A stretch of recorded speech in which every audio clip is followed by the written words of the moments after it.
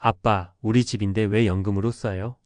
만약 이 한마디가 바로 당신의 이야기라면 심장이 쿵 하고 내려앉지 않으시겠습니까? 평생을 바쳐 마련한 내 집으로 마침내 편안한 노후를 살아보려 했는데 세상에서 가장 믿었던 자식에게서 이런 말을 듣게 된다면 말입니다. 이는 그저 드라마에나 나올 법한 이야기가 아닙니다. 잠시 후 남편이 세상을 떠나자마자 자식들에게 평생 살아온 집에서 쫓겨나야 했던 한 어머니의 기막힌 사연을 전해드리겠습니다. 그 비극을 막을 수 있었던 단 하나의 방법은 과연 무엇이었을까요? 주택연금, 참으로 달콤한 약속처럼 들립니다. 내 집에 계속 살면서 이 집을 담보로 평생 매달 꼬박꼬박 연금을 받는다니. 더구나 국가가 보증까지 해준다고 하니 이보다 더 든든할 수가 없습니다. 실제로 통계를 보면 주택연금 가입자는 평균적으로 월 100만 원 초중반대의 현금을 손에 쥐게 됩니다. 이 돈이면 적어도 자식들에게 손 벌리지 않고 최소한의 품위를 지키며 살 수 있겠다는 기대감이 생기는 것이 당연합니다. 하지만 많은 분들이 이 제도의 결정적인 함정을 제대로 알지 못한 채 가입합니다. 그리고 그 작은 무지가 훗날 가족 관계를 송두리째 파탄내는 무서운 불씨가 될 수 있다는 사실을 미처 깨닫지 못합니다. 그 첫 번째 비극은 자식들이 가진 상속이라는 기대감과 부딪히는 순간 시작됩니다. 경기도에 사셨던 박진성 어르신의 이야기입니다. 이른이 넘은 나이의 아내와 함께 노후 생활비를 고민하다 주택연금 상담을 받았습니다. 현재 사는 집을 담보로 월 150만 원가량을 받을 수 있다는 말에 두 분은 모처럼 희망에 부풀었습니다. 문제가 생긴 건 대기업에 다니는 아들에게 이 사실을 알리면서부터였습니다. 아들의 반응은 얼음장처럼 차가웠습니다.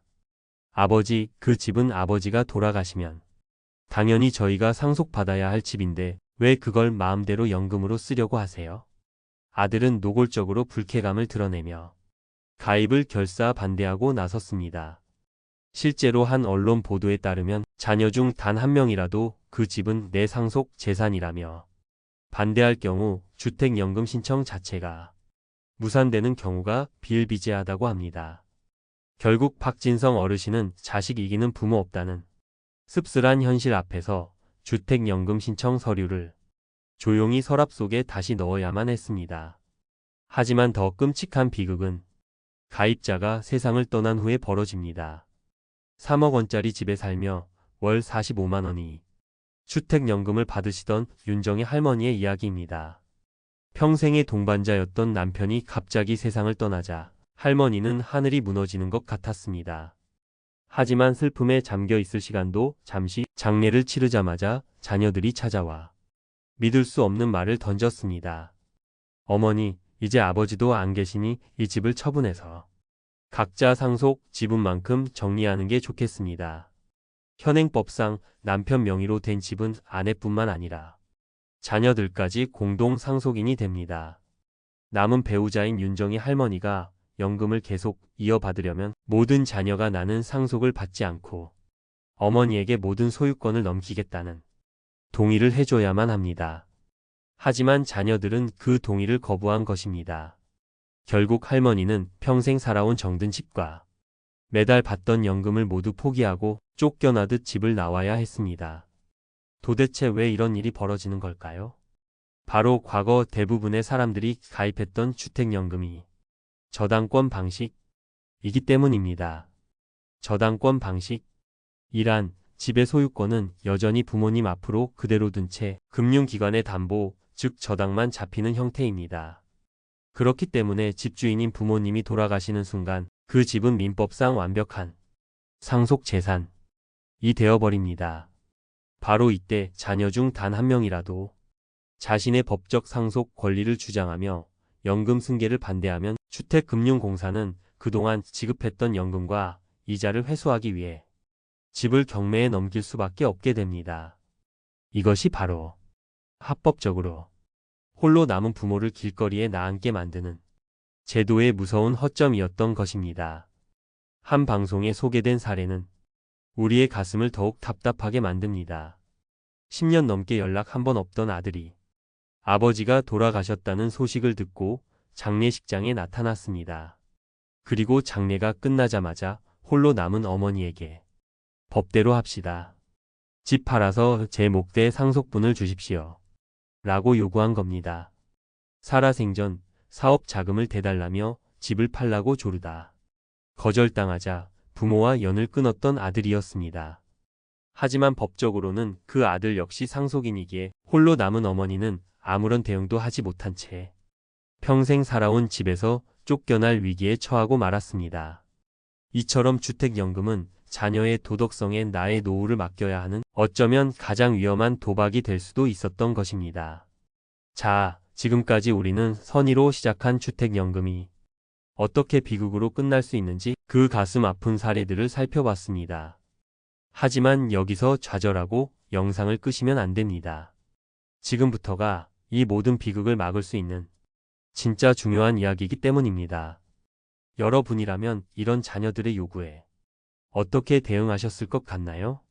다행히도 이 모든 비극과 잠재적인 갈등을 원천적으로 차단할 수 있는 명확한 해결책이 있습니다. 바로 2021년 6월부터 도입된 신탁 방식 주택연금입니다. 신탁 방식은 이름 그대로 가입할 때 아예 집의 소유권을 주택금융공사 앞으로 이전, 즉 신탁하는 방식입니다. 등기부등본상의 소유자가 공사가 되기 때문에 가입자가 사망하더라도 그 집은 더 이상 상속 재산이 아닙니다. 따라서 홀로 남은 배우자는 사후 수익자로서 자녀들의 동의와는 전혀 상관없이 자동으로 연금을 마지막까지 이어서 받을 수 있게 됩니다. 자녀가 아무리 반대하고 소송을 걸어도 법적으로 개입할 여지가 원천적으로 차단되는 것입니다. 혹시 이렇게 생각하실 수도 있습니다. 그렇게 좋은 거면 뭔가 손해보는 게 있겠지. 매달 받는 돈이 적어지는 거 아니야? 가장 중요한 사실은 저당권 방식과 신탁 방식, 이 매달 받는 연금액은 완전히 동일하다는 점입니다. 우리는 어떤 금전적 불이익도 없이 법적 안정성만 완벽하게 확보하게 되는 셈입니다. 더 중요한 사실이 있습니다. 이미 과거에 저당권 방식으로 가입하신 분이라도 언제든지 신탁 방식으로 전환이 가능합니다.